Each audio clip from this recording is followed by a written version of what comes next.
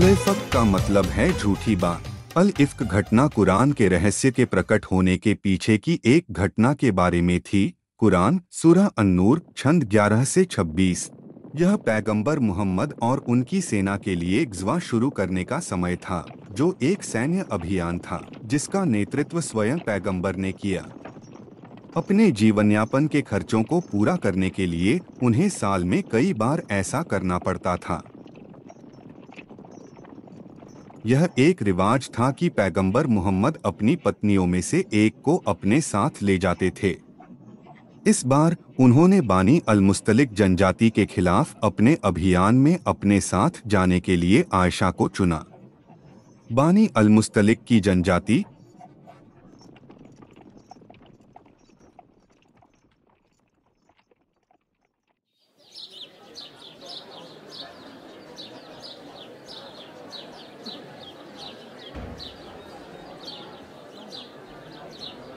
को जीतना बहुत आसान रहा, क्योंकि जब बानी अल-मुस्तलिक के लोग अपने मवेशियों को पानी पिला रहे थे तो मुसलमानों ने अचानक उन पर हमला कर दिया।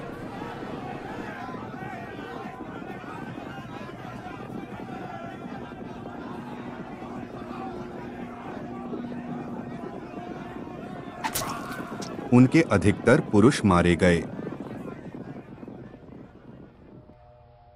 और उनकी पत्नियों और बच्चों को गुलाम बना लिया गया।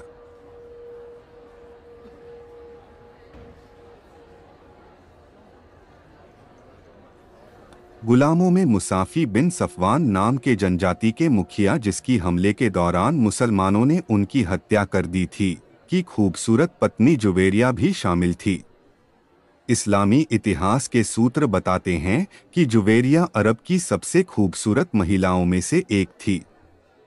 वह एक बोलने में बहुत चतुर महिला थीं, जिनका पालन पोषण एक राजकुमारी की तरह किया गया था। उसकी बेहद खूबसूरती के कारण मुझे उस महिला को देखते ही उससे नफरत हो गई थी, क्योंकि मैं जानती हूँ कि अगर मेरे पति पैगंबर मोहम्मद ने उसे देख लिया तो क्या होगा।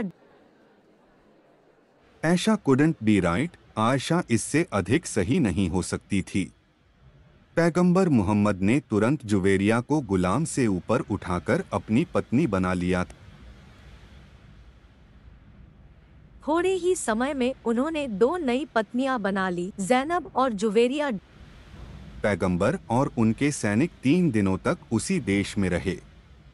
जब वे किसी शहर पर हमला किया करते थे तो 3 दिनों तक किसी को भी इस्लाम अपनाने की अनुमति नहीं देते थे। इन 3 दिनों के दौरान उन्होंने लूट का माल इकट्ठा किया। पैगंबर को अपना 20% हिस्सा मिला और फिर उन्होंने बाकी को अपने सैनिकों के लिए बांट दिया।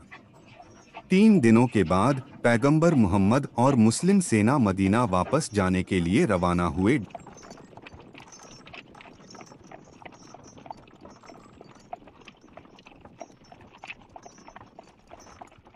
आयशा के अनुसार, चूंकि मुस्लिम सेना को मदीना वापस जाते समय रात में रुकना था, इसलिए उसे शौच करने के लिए अपने शिविर से बाहर निकलने की आवश्यकता महसूस हुई। ओह, मुझे अब जाना ही होगा। उसे वापस अपने शिविर में लौटने में देर हो गई क्योंकि उसका हार खो गया था। ओह, मुझे लगता है कि मैंने अपना हार कहीं गिरा दिया। बेहतर होगा कि मैं उसे ढूंढ लूं।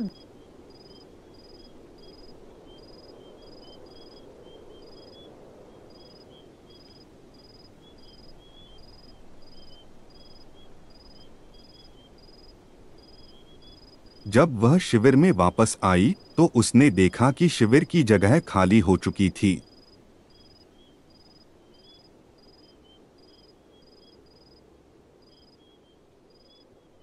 अरे नहीं, वे मुझे अपने साथ लिए बिना ही चले गए। मुझे उम्मीद है कि जब पैगंबर मोहम्मद को पता चलेगा कि मैं गायब हूँ, तो वह मुझे ढूंढने के लिए वापस जरूर आएंगे।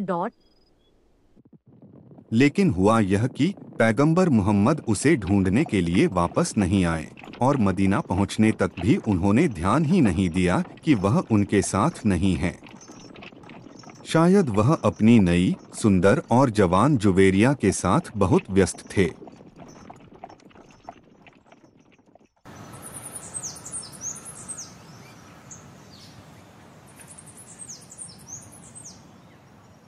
अब क्या होगा?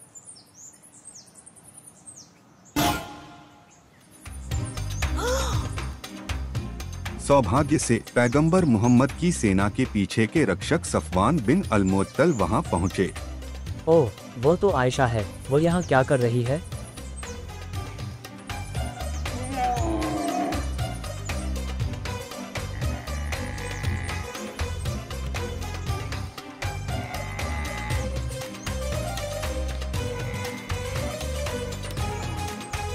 सफवान बिन अल-मुअत्तल ने आयशा को अपने ऊंट पर बैठाया।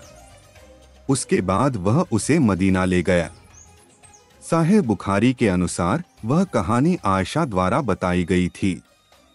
इसका मतलब यह है कि उसने उस रेगिस्तान शौच में उस समय से अधिक समय बिताया जितना समय सेना को चलने के लिए तैयार होने और वास्तव में उस जगह को छोड़ने और नजरों से पूरी तरह से गायब होने में लगा था।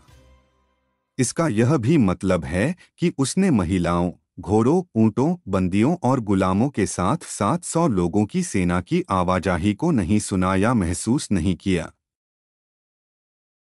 स्थिति और उस समय के माहौल को देखते हुए आयशा और सफवान बिन अल-मुअत्तल को मदीना शहर में प्रवेश करते हुए देखना काफी अजीब था।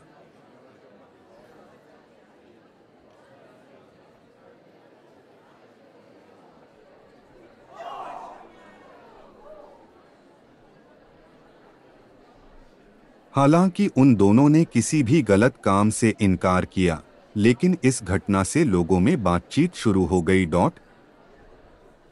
बेशक हमारे बीच कुछ भी नहीं है। अल्लाह हमारा गवाह है।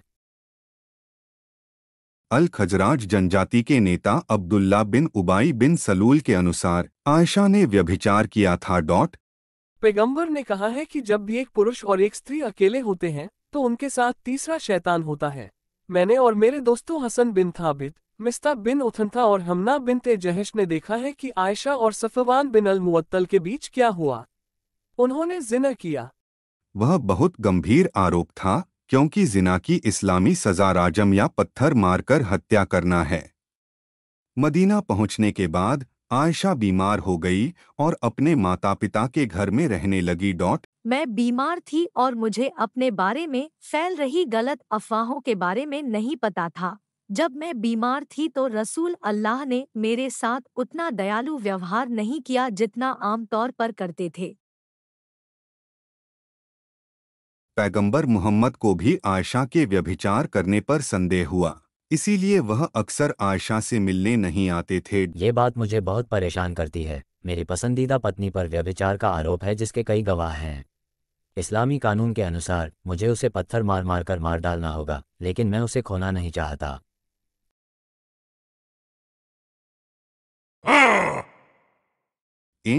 अपनी उलझन से बाहर निकलने के लिए पैगंबर मोहम्मद ने सलाह लेने के लिए अली बिन अबी तालिब और उसामा बिन जैद को बुलाया। क्या मुझे आयशा को तलाक दे देना चाहिए? हे रसूल अल्लाह, वह आपकी पत्नी है और हम उनके बारे में अच्छाई के सिवा कुछ नहीं जानते। हे रसूल अल्लाह, अल्लाह की तरफ से आप पर कोई पाबंदी नहीं है और उसके अलावा भी बहुत सारी महिलाएं हैं। हालांकि अगर आप उसकी दासी से पूछेंगे तो वो आपको सारा सच बता देगी। तो उसकी दासी को बुलाओ। आयशा की दासी बरीरा को पैगंबर मोहम्मद से मिलने के लिए बुलाया गया।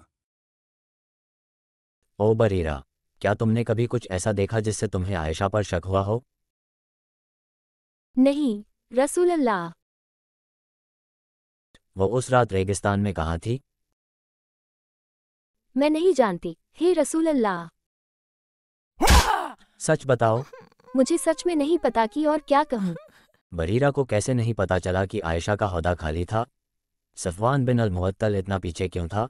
ये समस्या होती ही नहीं यदि बिन सलूल ने ये खबर न फैलाई होती कि आयशा ने व्यभिचार किया है। मैं उसे सजा दूंगा। एन टोल्ड हिज फॉलोअर, पैगंबर मोहम्मद ने अपने अनुयायियों को अपनी मस्जिद में इकट्ठा किया। उन्होंने खजराज जनजाति के शक्तिशाली नेता अब्दुल्ला बिन उबाई बिन सलूल से छुटकारा पाने के लिए एक स्वयंसेवक की मांग की, जो मदीना के मुस्लिम अंसार थे। यह इस बात का प्रमाण है कि पैगंबर ने अपने उन मुस्लिम अनुयायियों को भी मारने में संकोच नहीं किया जिन्होंने उनकी भावनाओं को ठेस पहुंचाई हो। अब्दुल्ला बिन उबय बिन सलूल को सजा देने में मेरा साथ कौन देगा जिसने मेरे परिवार की प्रतिष्ठा को बदनाम करके मुझे चोट पहुंचाई है? अल्लाह की कसम, मैं अपने परिवार की अच्छाई के बारे में पता है, और उन्होंने एक ऐसे शख्स आयशा पर इल्ज़ाम लगाया है जिसके बारे में मैं अच्छाई के सिवा कुछ नहीं जानता, और वह मेरे घर में मेरे बिना कभी नहीं गया। साद बिन रिप्लाइड, मदीना में औस जनजाति के प्रमुख साद बिन मुआद ने उत्तर दिया, हे रसूलुल्लाह, अल्लाह की कसम, मैं आपको उससे छुटकारा दिलाऊंगा। यदि वो आदमी औस जनजाति से है तो हम उसका सिर काट देंगे, और यदि वह हमारे भाइयों खजराज से है तो आप जो हुक्म हमें देंगे हम उसे पूरा करेंगे। उस पर साद बिन उबादा नाम के एक मुसलमान ने, जो खजराज जनजाति के सईदा कबीले का मुखिया था, कहा, अल्लाह की कसम, तुम झूठ बोल रहे हो। मैं तुम्हें ऐसा नहीं करने दूंगा और तुम उसे कभी नहीं मार पाओगे। अल्लाह की कसम, तुम झूठे हो, हम उसे जरूर मार डालेंगे, और तुम पाखंडी हो और पाखंडियों की तरफदारी करते हो। जबान संभाल के बोलो, तुम नीच हो।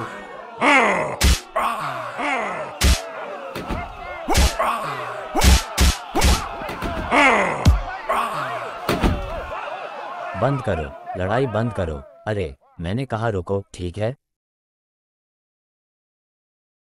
उसके बाद पैगंबर मोहम्मद मस्जिद से चले गए। ये मुस्लिम मुहाजिरून मेरे शहर में अराजकता फैलाना चाहते हैं। हम उन्हें अपने प्रमुख अब्दुल्ला बिन उबय बिन सलूल को चोट नहीं पहुंचाने देंगे, बिल्कुल नहीं। मदीना के निवासियों को उम्मीद थी कि आयशा का मामला तुरंत सुलझ जाएगा, क्योंकि उनका मानना था कि पैगंबर मोहम्मद का सब कुछ जानने वाले अल्लाह से सीधा संपर्क था। कुछ जरूरी खुलासे होने चाहिए थे, लेकिन कभी नहीं हुए। अल्लाह चीज़ों को साफ करने के लिए कुछ दिव्य संदेश क्यों नहीं दे रहा है? हाँ, लगभग 1 महीना हो गया है, लेकिन हमने अल्लाह और उसके रसूल से कुछ नहीं सुना। रहस्यों के ना खुलने को आयशा के दोषी होने के संकेत के रूप में लिया जा रहा था, और उसकी वफादारी पर शक पैदा हो रहा था। खुद पैगंबर मोहम्मद को भी इस पर संदेह रहा होगा, क्योंकि उन्होंने आयशा की उपेक्षा की थी, जो बीमार थी और लगभग 1 महीने तक अपने माता पिता के पास रही थी। मुझे ये देखने के लिए इंतजार करना होगा कि आयशा गर्भवती हुई या नहीं। क्या होगा अगर मैं उसे बेगुनाह साबित करने के लिए एक आयत सामने रखूं और बाद में पता चले कि वह वास्तव में सफवान के बच्चे की मां बनने वाली है? वो मेरे लिए एक भयानक सपना होगा, है ना? पैगंबर मोहम्मद की राहत के लिए आयशा को मासिक धर्म हो गया था और गर्भवती होने की बात खत्म हो गई थी, क्योंकि उनकी पसंदीदा पत्नी का आधिकारिक तौर पर नाम खराब और शर्मिंदा होने की संभावना थी। उसके बाद पैगंबर मोहम्मद अबू बकर के घर आयशा से मिलने गए। अब आयशा से मिलने और लंबे समय से जिनका इंतजार हो रहा है, उन दिव्य संदेशों को बताने का समय आ गया है। ए आयशा, अगर तुम बेगुनाह हो तो अल्लाह तुम्हें बेगुनाह करार देगा, लेकिन अगर तुमने कोई गुनाह किया है तो अल्लाह से माफ़ी मांगो और उससे तौबा करो। मैंने कुछ भी गलत नहीं किया, मैं बेगुनाह हूँ। और हे आयशा, मुझे तुम्हें बेगुनाह करने के लिए अल्लाह की ओर से एक रहस्य सामने आया है। कुरान सूरह अन-नूर आयत 11। वास्तव में जो लोग झूठ लेकर आए थे वे तुम्हारे बीच एक समूह हैं। यह मत सोचो कि यह तुम्हारे लिए बुरा है, बल्कि यह आपके लिए अच्छा है, क्योंकि उनमें से प्रत्येक व्यक्ति को वही सज़ा मिलती है जो उसने गुनाहों से कमाई है, और जिसने उसका बड़ा भाग अपने ऊपर ले लिया वह नरक की आग का एक बड़ा अजाब है। एंड ऑल्सो वर्स 12 एंड और श्लोक 12 और 13 भी। ओह, मैं बहुत खुश हूँ। शुक्रिया रसूलुल्लाह। 3 पुरुषों और 1 महिला ने दावा किया कि उन्होंने आयशा को व्यभिचार करते देखा है। ऐसा होने के बाद पैगंबर ने कुरान में एक नया कानून बताया, सूरह अन-नूर 24 श्लोक 13, जो कहता है कि किसी के खिलाफ जिना का आरोप लगाने के लिए 4 पुरुष चश्मदीद गवाहों की आवश्यकता होती है। 4 पुरुष चश्मदीद गवाहों को लाने में असफल रहने पर जिना का इल्जाम लगाने वाले व्यक्तियों पर 80 कोड़े की सजा दी जाएगी। इस मामले में एक महिला की गवाही स्वीकार नहीं की जाती है, और उसे आधी गवाही के रूप में भी नहीं गिना जाता है। इसीलिए पैगंबर मोहम्मद ने मुसलमानों को जिना का इल्जाम लगाने के लिए हसन बिन थबित, मिस्ता बिन उथनथा और हमना बिन्त ए जहश को 80 कोड़े मारने का हुक्म दिया। मोहम्मद कुरान सूरा अन-नूर आयत 11 में मेरे नाम का उल्लेख करने की हिम्मत नहीं करते क्योंकि वह खजराज लोगों के बीच मेरे बड़े प्रभाव के बारे में जानते हैं। उन्होंने मुझे 80 कोड़े की सज़ा देने की भी हिम्मत नहीं की जिना को साबित करने के लिए। 4 पुरुष चश्मदीद गवाहों की आवश्यकता को पूरा करना लगभग नामुमकिन है। बिल्कुल यही पैगंबर मोहम्मद का इरादा भी था। वह अपनी पसंदीदा पत्नी को खोना बर्दाश्त नहीं कर सके। यदि उनकी अन्य पत्नियां, विशेष रूप से सौदा या उम्म सलामा होती तो शायद ऐसा नहीं होता। पैगंबर मोहम्मद जानते थे कि आयशा अभी पूरी तरह से नहीं बची है, क्योंकि कुरान में जिना के लिए पत्थर मारने की सजा का नियम है। वह जानते थे कि आयशा के कुछ दुश्मन हैं और वे लोग भविष्य में उसके खिलाफ इस आयत का इस्तेमाल कर सकते हैं। इसीलिए जब लोगों ने उनसे पत्थर मारने की सजा के संबंध में कुरान की एक आयत लिखने को कहा तो पैगंबर ने मना कर दिया। यह हदीस बताती है कि उमर इब्न अल-खत्ताब पैगंबर मोहम्मद के पास उनके लिए पत्थर मारने वाली आयत लिखने के लिए कहने आए थे। पैगंबर ने यह कहकर उसे ठुकरा दिया कि वह अब ऐसा नहीं कर सकते। आयशा के पास अभी भी कुरान की पत्थर मारने वाली आयत की एक प्रति थी, लेकिन वह आयत आजकल कुरान में कहीं नहीं मिलती है। ऐसा कैसे? पत्थर मारने और एक वयस्क को 10 बार स्तनपान कराने की आयत सामने आई थी और कागज मेरे तकिए के नीचे मेरे पास था। लेकिन जब अल्लाह के दूत की मृत्यु हो गई तो हम उसकी मृत्यु के बारे में चिंतित थे और एक पालतू भेड़ आई और उस कागज को खा गई। यह अजीब है कि इतना बड़ा जानवर बिना ध्यान दिए आयशा के कमरे में जाता है, फिर खाने के लिए एक विशेष कागज खोजने के लिए तकिए के नीचे जा सकता है, और आयशा को यह सब पता था। यह संभव है कि आयशा ने खुद को बचाने के लिए पत्थर मारने वाली आयत को नष्ट कर दिया हो। पैगंबर मोहम्मद की मृत्यु के बाद उसने अपनी सबसे मजबूत सुरक्षा खो दी थी। वह शायद जानती होगी कि हो सकता है कि उसके दुश्मन दोबारा मुकदमा चलाने और उसे दोषी ठहराने के लिए पत्थर मारने वाली आयत का इस्तेमाल करेंगे। इसलिए वह खुद पत्थर मारने वाली आयत को नष्ट कर सकती है। साथियों, ये था आपके लिए। देखने के लिए धन्यवाद।